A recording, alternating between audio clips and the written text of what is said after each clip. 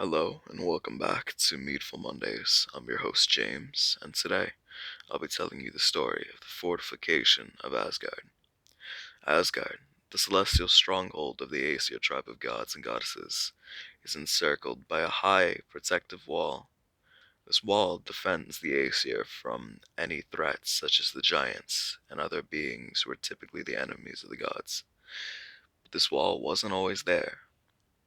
This tale recounts how the wall was built, and this righteous story is probably one of the most scandalous tales in the world of mythology.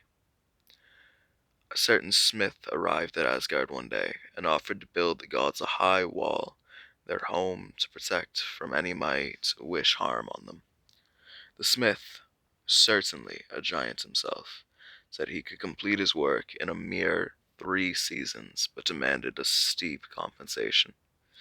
The hand of the goddess Freya in marriage, as well as the sun and the moon.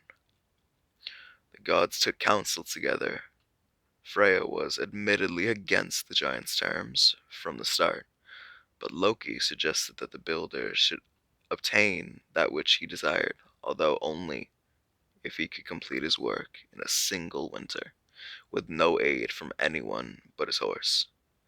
After much deliberation, the gods considered to Loki's plans.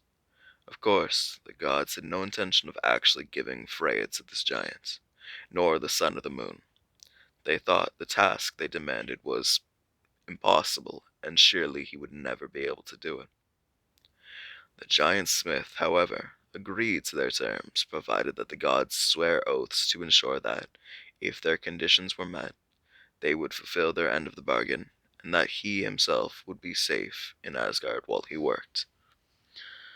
The builder set about constructing a wall, and the gods marveled at how quickly the structure was raised and built.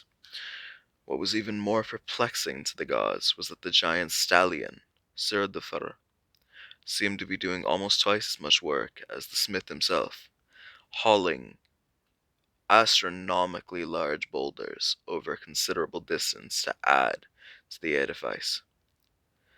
When the end of winter was only 3 days ahead, the wall was strong enough to be impenetrable by almost any enemy, and lacking little before it was finished, only the stones around the gate yard had been placed.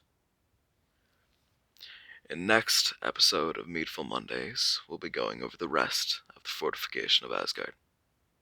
This has been your host, James, and I hope you have a lovely day.